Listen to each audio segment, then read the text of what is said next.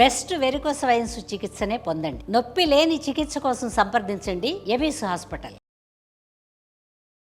నమస్కారం అండి ప్రేక్షకులందరికీ ఉగాది శుభాకాంక్షలు. ఈ పరాభవనామ సంవత్సరంలో ద్వాదశ రాశుల వారి జాతక ఫలితాలు ఏ విధంగా ఉంటాయో తెలుసుకుందాం. వివరించేందుకు ప్రస్తుతం మనతో పాటు ఉన్నారు భారతీయ శంకర పీఠం వ్యవస్థాపకులు, ప్రముఖ ఆధ్యాత్మికవేత్త, జ్యోతిష్యులు బ్రహ్మశ్రీ అన్నవరపు తిరుపతి మూర్తి అవధాని గురువు గారు. వారితో మాట్లాడి రాశి ఫలాలు తెలుసుకుందాం. గురుగారు నమస్కారం అండి. ఓం శ్రీ మహాగణాధిపతయే నమః. గురుగారు, ఈ పరాభవనామ సంవత్సరంలో మిథున రాశి వారి జాతక ఫలితాలు ఎలా ఉంటాయి, అలాగే వారు ఎటువంటి పరిహారాలు చేసుకోవాలి శుభ ఫలితాల కొరకు తెలియజేస్తారా? మిథున రాశి ఒక మాటగా చెప్పాలంటే నవ్వుతూ చేసేది ఏడుస్తూ అనుభవించడానికి సిద్ధపడ్డ జాతకం అని చెప్పచ్చు. దైవాపరాధం కావచ్చు, ఏదైనా సరే రాజకీయ పరంగా ఉండేటువంటి విశ్లేషకులకు, రాజకీయ నాయకులకు, సినిమా ఇండస్ట్రీస్, రంగుల ప్రపంచం ఏదైతే అనుకుంటుంటారో ఇందులో ఉండేటువంటి వాళ్ళల్లో ప్రధానంగా ఈ మిథున రాశి అనేటువంటి వారిలో అలజడి అనేటువంటిది చాలా ఉంటుందమ్మా. వీరి కోసం కటకటాలు తెరిచి ఉంటాయి. చాలా కక్ష కొద్దీ సాధించేటువంటి తత్వాలు కొన్ని ఉంటాయి. ఖచ్చితంగా వీళ్ళని ఇబ్బంది పెట్టాల్సిందే అనేటువంటి ఉంటుంటుంది. మరికొన్ని విషయాల్లో చేసినటువంటి దానికి ఎప్పటికైనా కర్మకి శిక్ష అనుభవించక తప్పదు. యథావిధి హుతాగ్నినాం యథా కామార్చితార్థనం యథా పరాధ దండానం అనేటువంటి స్థితిలో చేసినటువంటి దానికి అంతకి అంత దండన కూడా వీరికి తప్పదమ్మా. తప్పించుకునే మార్గాలు ప్రయత్నం చేసినప్పటికీ కూడా ఇరుక్కోక తప్పదు. ప్రభావం అనేటువంటిది గట్టిగానే ఉంది. ఎందువల్ల ఉంటుందండి? వీళ్ళు చేసినటువంటి అపరాధం ఏమిటంటే, వీళ్ళు చేసిన అపరాధం అనేటువంటి విషయాన్ని పక్కన పెడితే మిథునం అనేటువంటి బుధుడు అధిపతి. మిథునానికి బుధుడు అధిపతి. బృహస్పతికి మిత్రశత్రుత్వాలు రెండు సమస్థితిలో ఉన్నాయి. ఎందువల్లనంటే దానికి మళ్ళీ మనం ఇందులోంచి దాటి బయటికి వెళ్ళాలి. ఇప్పుడు అవన్నీ అనవసరం, తర్వాత చెప్పుకుందాం ఇంకొక రోజు ఎప్పుడైనా. ఆ బుధ స్థితిలో బుధుడు దానికి అధిపతి కాబట్టి అందులోనే రాహు నక్షత్రం అందులోనే ఉంది. మిథున రాశిలో మృగశిరార్థం ఆరుద్ర పునర్వస్త్రయోర్ మిథునం అంటారు కదండి. కాబట్టి ఇందులో మృగశిరార్థము అన్నప్పుడు కుజ నక్షత్రం అందులోనే ఉంది. మంత్రి, ఇప్పుడు మంత్రి కుజుడు అక్కడే ఉన్నాడు మంత్రి. ఆ తర్వాత ఆరుద్ర అనేటువంటిది రాహువు. ఇతపూర్వం రాహు కేతువులు ఎవరైనప్పటికీ కూడా గురువుతోటి కలిస్తే వాళ్ళకి గురు చండాల యోగం అనేటువంటిది ఏ స్థితిగా అయినా పట్టవచ్చు. వీళ్ళకైతే మంచి యోగం పడుతున్నటువంటిది నమ్మకం లేదు. ఎందువల్ల నమ్మకం లేదు అని అంటే, రాజు బృహస్పతి అయితే మంత్రి కుజుడు. రాజు చెప్పిన మాట మంత్రి ఖచ్చితంగా విని నచ్చకపోయినా విని తీరవలసిందే. అతను అందులోనే ఉన్నాడు, శత్రువులతో కలిసే ఉన్నాడు. కనుక వారికి ఆ ఒక్క విధానాన్నే మంచి అనేటువంటిది 100కి 6% అన్న వాళ్ళకి కలగచ్చేమో తప్పితే నెగిటివ్ ఇంపాక్ట్ అనేటువంటిది మాత్రం మిథున రాశి వారికి ఒక రకంగా చాలా ఉంటాయి. భగవంతుడి యొక్క అనుగ్రహం లేని కారణం చేత కొన్ని కారణాల రీత్యా ఇప్పుడు రాబోయేటువంటి రోజుల్లో వారి నోట్లోంచి అబద్ధాలు తప్పితే ఒక్కడు కూడా నిజాలు రావు. ఈ దంపతుల విషయంలో ఈ రకంగా అంటే, ఇప్పుడు ఇంకో నేను ఈ తప్పు చేశా అంటే అయిపోతుంది ఒక క్షణం. తప్పు చేసినప్పుడు లేనిది ఒప్పుకోవడానికి ఎందుకు సిగ్గు? ఒప్పుకో. నీ అదృష్టం బాగుంటే క్షమించేస్తారు, అయిపోతుంది. ఒప్పుకోలేదు, ఒక అబద్ధం చెప్పావు, ఆ అబద్ధాన్ని కాపాడటానికి ఇంకొక అబద్ధం, దాన్ని కాపాడటానికి ఇంకొక అబద్ధం, అలా 100 అబద్ధాలు చెప్పిన తర్వాత బయటపడితే అసహ్యం ఇస్తుంది. ఆ రోజు నాడు ప్రేమగా ఉండేటువంటి వాళ్ళు కూడా విడిపోతారు. కానీ అంత్య నిష్ఠూరం కన్నా ఆది నిష్ఠూరమే కొన్నిట్లో. ఎప్పుడో తర్వాత నేను తప్పు చేశాను కాలు పట్టుకోవడం కన్నా, ఈ మిస్టేక్ జరిగింది, ఇలా డబ్బులు ఇచ్చా, లేదంటే ఇలా ఇబ్బంది పడ్డా, ఇలా చెప్పేసుకోండి. ఒకరికొకళ్ళు చెప్పేసుకోవటం వల్ల ఖచ్చితంగా భగవంతుడు మీ యందు ఉండి, మంత్రి అనేటువంటిది కుజుడు అక్కడ నిలబడి ఉన్నాడు కాబట్టి మీకు మంచి చేస్తాడు.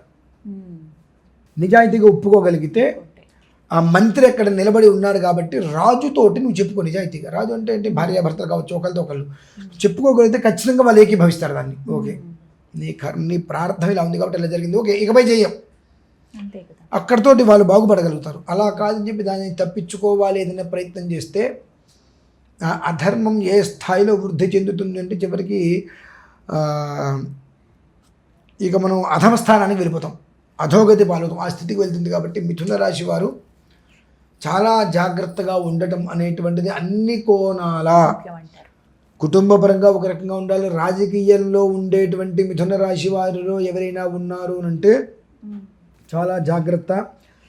చేసిన దాని నుంచి తప్పించుకోలేరు. ఒకవేళ అది అపనిందలుగా ఉండేటువంటి స్థితిలో ఉంది, నేను ఎలాంటి దోషం చేయకపోయినా అపనిందలు నా మీద పడుతున్నాయి అని అనుకుంటే ఈశ్వరుడే కాపాడతాడు. చేసిన దానికి మంచైనా చెడైనా దాని ప్రతిఫలం తీసుకోక తప్పదు ఖచ్చితంగా. మరొకటి ఏంటంటే, ఒక్కసారి మీరు గుండెని మీద చేసుకొని భగవంతుడి దగ్గర మీరు చేసినటువంటి తప్పు ఏదంటే ఒప్పేసుకోండి. పోనీ ఎవరి దగ్గర వద్దు, మనిషికి చెప్తే ఇక్కడ మూసేస్తాడు.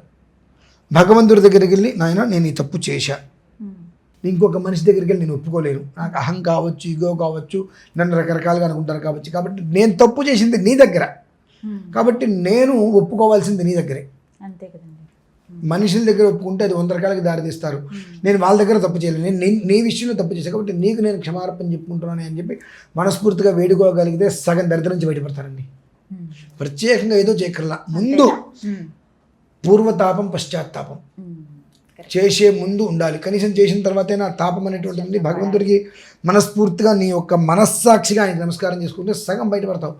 మిగతా సగం అనుభవిస్తావు. నీ జాతకంలో ఉండేటువంటి దోష ప్రభావాలు ఎలా ఉన్నాయి, నీ లగ్నమైనటువంటి విషయాలను చూసినప్పుడు దానికి ఏదైనా తప్పు ఒప్పుకున్నా ఉన్నప్పుడు దానికి పరిహారాలు ఉంటాయి. తప్పు ఒప్పుకోనప్పుడు నువ్వు ఏదైతే పూజ చేస్తావో బయటపడాలని చెప్పి అది కూడా నీ తప్పుకు బలాన్ని పెంచుతాయి. మనం చేసే పనులవే. మనం తప్పు చేసి మనం తప్పు చేయలేదు తప్పించుకోవడం కోసం పూజలు చేస్తాం. చేసే ప్రతి పూజ నువ్వు చేసిన తప్పుకి బలాన్ని పెంచుతుంది. నువ్వు ఒప్పుకొని ప్రాయశ్చిత్తంగా చేయట్లా, ఆ తప్పు నుంచి నేను బయటపడాలి ఎట్లయినా నువ్వు చేస్తున్నావు కాబట్టి అది నీకు ఇంకా అంతకుమించి ఎక్కువ చుట్టుకొని నెత్తికి చుట్టుకొని ఇక ఇబ్బందులు పడతావు. కనుక భగవంతుడికి మనస్ఫూర్తిగా ఆయన దగ్గర నీ తప్పుని పూర్తిగా ఆయనకి చెప్పేసుకొని, నా తప్పు ఇది నేను చేశా అని ఆయన దగ్గర ఒప్పుకో. తర్వాత నీ జాతకరీత్యా దానికన్నా పరిహారాలు చేసుకో. ఇంకా ఇంకొక 50% పోయింది, ఇంకొక 25% పోతుంది. ఒక 25% ఎట్లాగో అనుభవించాలి. అది 75% తగ్గి 25% అనుభవించడానికి 100కు 100% అనుభవించడానికి తేడా ఉంటుంది కదండి. అదే మిథున రాశి వారు తెలుసుకోదగ్గ విషయం ఇది.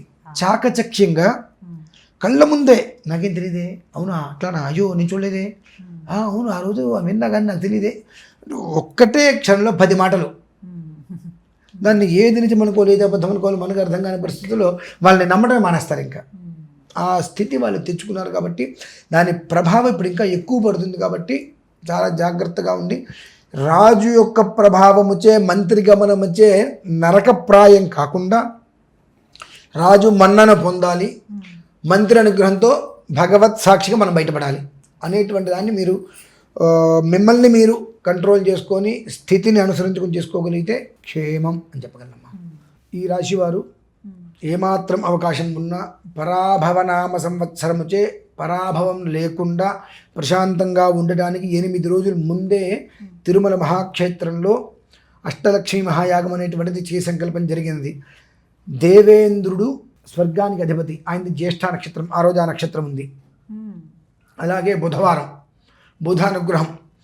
ఇట్నుంచి చూసుకుంటూ వస్తే బృహస్పతి ఆ సమయానికి రాజుగా వస్తున్నారు. అప్పుడు వీళ్ళందరికీ కూడా అధిష్టానం ఉపేంద్రుడు అనగా శ్రీ మహావిష్ణువు. ఆ శ్రీ మహావిష్ణువు ఎప్పుడు సంతోషపడతాడు అంటే అమ్మవారిని మనం ఆరాధిస్తే ఆయన బాగా సంతోషపడతాడు.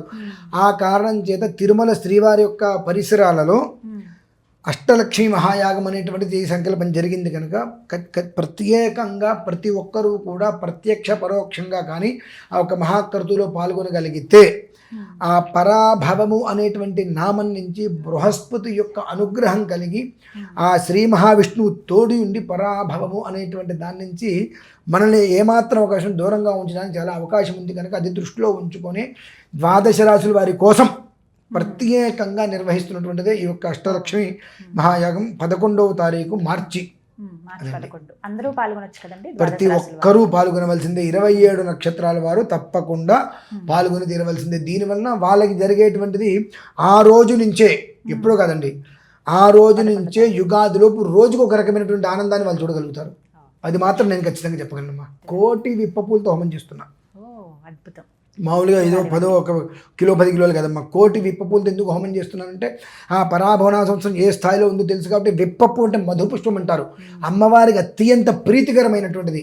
ఆ అమ్మవారి ప్రీతికరమైన పదార్థాల్లో అమ్మవారిని సేవించి తద్వారా శ్రీ మహావిష్ణువు యొక్క అనుగ్రహంతో రాజుగారి యొక్క ఆశీస్సులతో క్షేమంగా ఉండాలి అని ఉద్దేశ్యం. చక్కగా వివరించారు. ధన్యవాదాలు గురుగారు.